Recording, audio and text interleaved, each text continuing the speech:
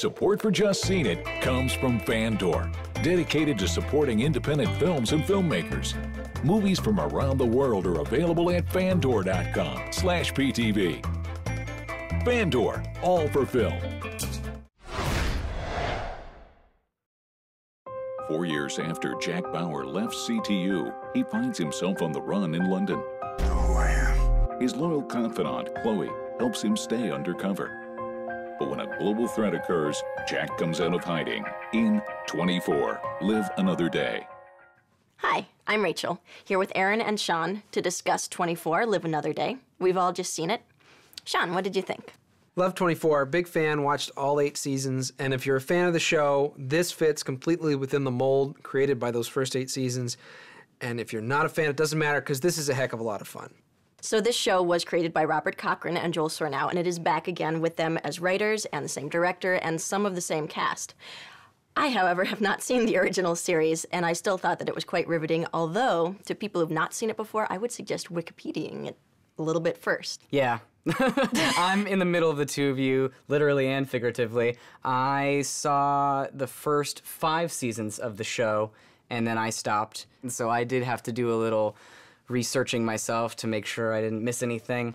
But you're right, Sean, it's exactly like the old show, exactly what I remember. I'm happy to be watching it again. I think it's riveting, it's dramatic, a little over-dramatic, but in a fun way. Exactly. It's like a man soap opera, really. It's an action-packed, manly soap opera. It doesn't have to be a man soap opera. The American president is assassinated on foreign soil. You're looking at Third World War. And I think the most important thing to know, if you are a newcomer to this show, I think you can jump on board, and I think you'll have a fine time, just as long as you know that Jack Bauer is not truly a bad guy. Right. And any of the other subplots are, you know, they're ingrained in the characters. You can tell, oh, there seems to be some sort of feeling here, maybe something happened. The rest of it, you know, it flows naturally enough that you can just start watching it. The one thing I would say about the writing that I noticed, and as a female, it didn't seem soap opera-y to me at all. Maybe that's what I've come to expect. But the one thing that bugged me was there are some characters who are supposed to be not in the know. And these characters, when they are stubborn and obtuse to a point where it makes no sense at all, that's when I have an issue. Benjamin Bratt, for instance, is one of those characters where you're like, here's evidence, Benjamin Bratt. See, there's something bad going on. He's like, I don't understand. Like, you're having wrong. woman issues. And it's just like, okay. And there, it's not even an acting thing. It is a writing thing where it's like, can't we convincingly create a character who doesn't know, but for good reasons? I mean, you always kind of have to have the stool pigeon character, because otherwise they would all go, oh yeah, you're right, that evidence does lead us down there. Oh, the show is over after hour 1. So you have Jack Bauer's character, who you've been following for a long time, and then you also have this new character, Agent Morgan, who is at cross purposes with our beloved protagonist, and yet I find myself rooting for both, which I think is a testament to really strong writing, that you can switch perspectives and still hope that both of them, even though you know they can't reach their goals, Yeah, well, they might eventually. they'll team up. They're both in the right. They're both in the right. And it's funny because her character is almost like Jack Bauer in the very first season of the show, just very idealistic. I mean, he was a little more rough around the edges than she is, but Yeah, she's precocious, she's idealistic. Kiefer Sutherland is reprising his role as Jack Bauer in the most perfect way ever. He fits right back into his shoes. The character's just so badass. I'm so excited to see him on TV. The man doesn't say anything for the first 30 minutes of the first episode, and you're just like, oh man, he's plotting. He's gonna do something crazy. It's his signature role. I'm glad to see him back doing it and not doing junk like Pompeii.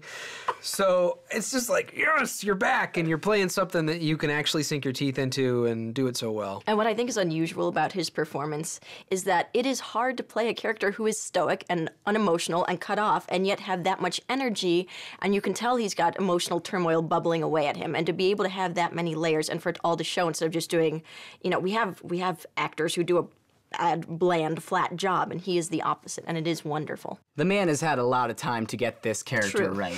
I'm sure he knows who Jack Bauer is better than anybody. So I'm just really happy that he's back on the screen. And he can do stoic better than I've seen anyone else do stoic. I'll put it that way.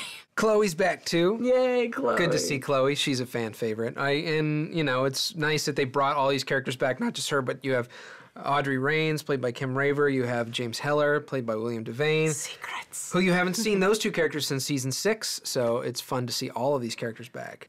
So this series is directed by John Cassar, who directed the original series, and I think that the pacing and the suspense are obviously the strong points here. Yeah, the visual style is still there. We've got the split screens, we've got the countdowns, and everything feels exactly like it used to feel. The only downside that I sort of had was that we kind of do have to have the reintroductory period. So the first hour is pretty much all Jack and Chloe. You don't really get into the meat of what the plot of this day is going to be. Well, I'm sorry, but for some of us that was very necessary. I understand.